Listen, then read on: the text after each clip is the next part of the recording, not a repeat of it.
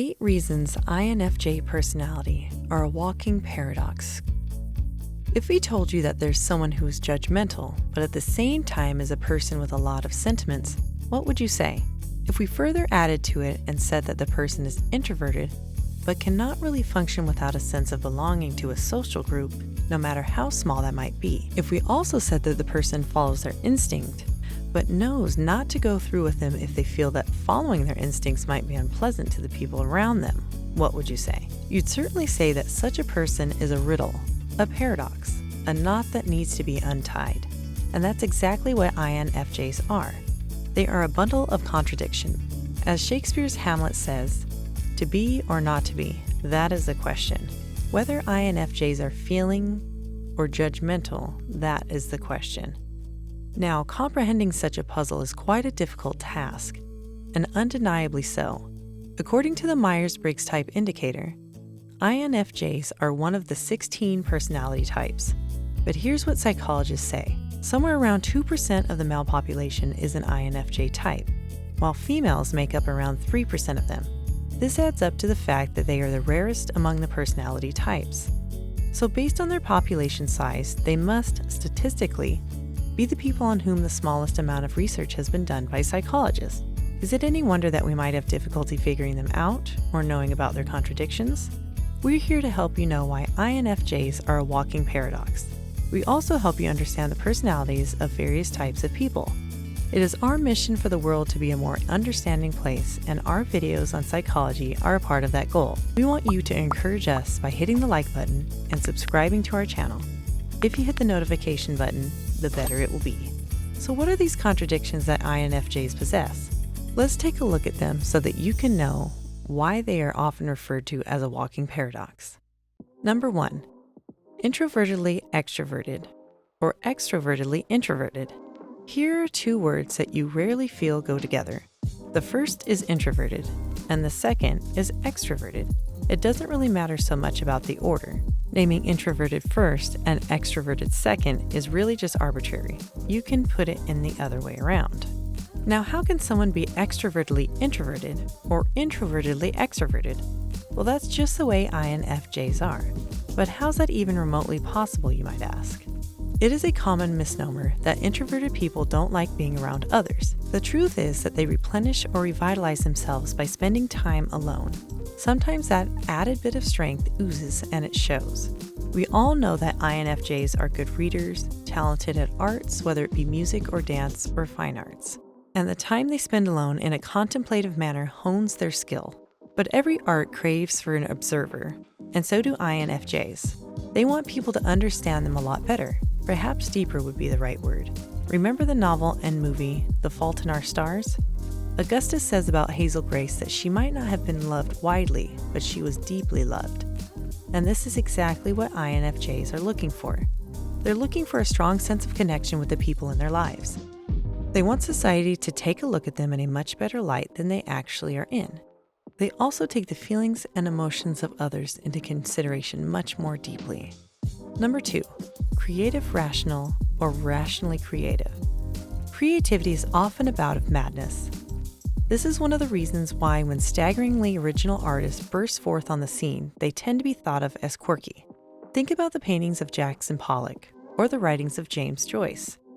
Who in their sane minds could come up with sentences such as, "Love loves to love love," or that, "Thought is the thought of thought," but someone as maddeningly creative as Joyce. But the INFJs have a wonderful mixture of a hint of rationality in their creativity. One could spin it the other way and say that even the most rational things they say have a touch of creativity about it.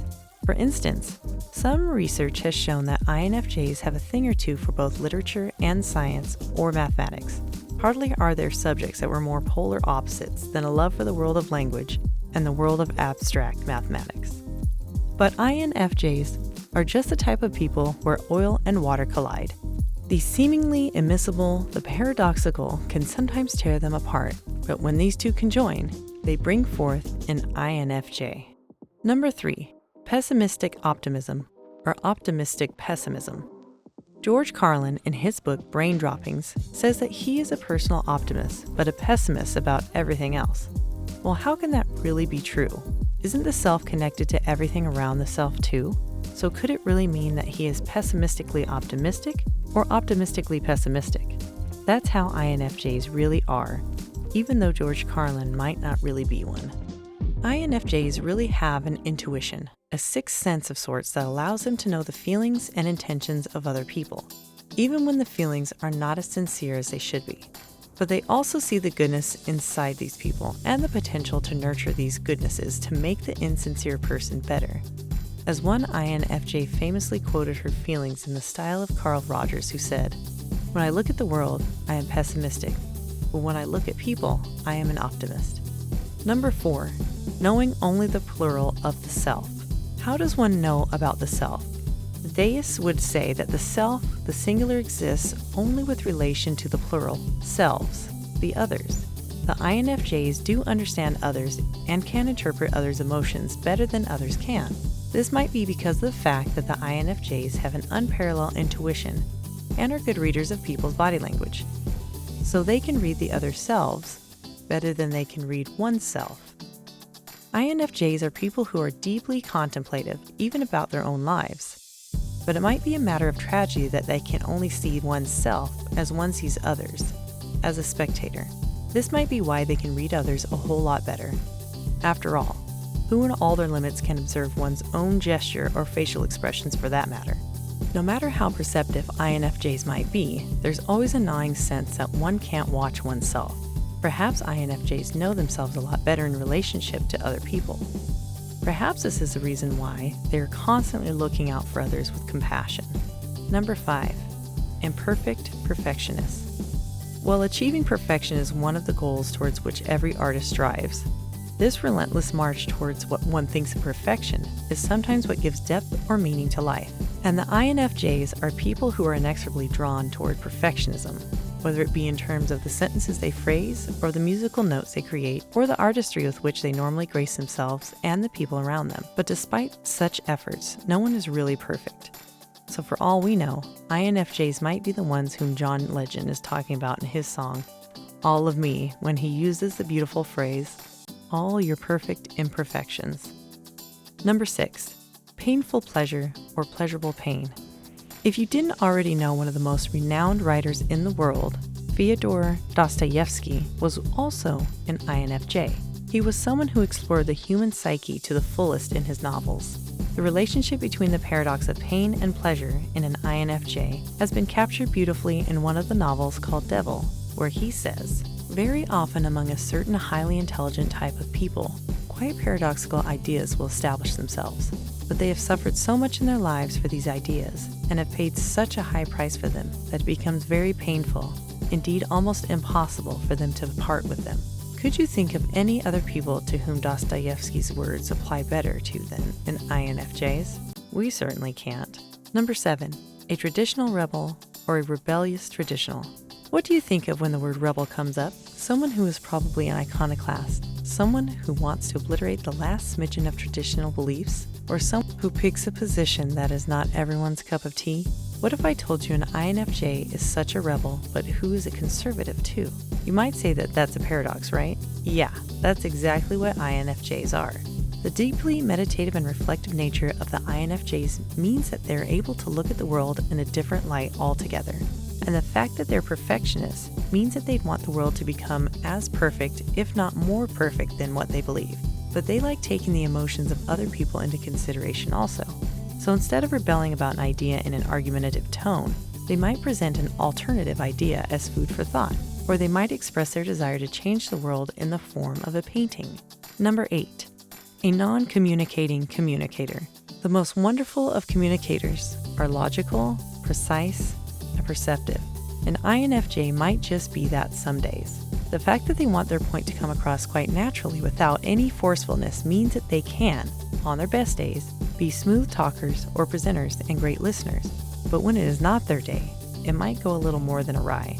You might feel that they're not listening to you at all. You might see great incoherence in the way they speak, and they can talk about a whole range of topics when you could just do with one. It's more like their brain is operating with not one, but many processors. It's like their mind is a Google Chrome with multiple tabs on, and one tab flashes on top of the other to overshadow the things being displayed on the previous ones. Oscar Wilde was one great writer who loved playing with paradoxes. One of the most wonderful of his sayings is, "There's only one thing worse than being talked about, and that is not being talked about." Or another one which says, "There are only two tragedies in life. The first is not getting what you want. The other is getting what you want." And sometimes INFJs are quite similar to Oscar Wilde's maxims.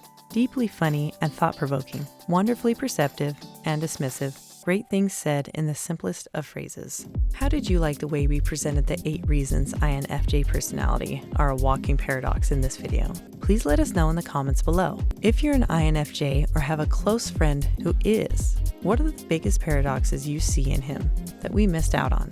Let us know in the comments below. We sure are looking for what you have to say. Besides, what other curiosities do you have regarding an INFJ? If you like this video, give it a thumbs up.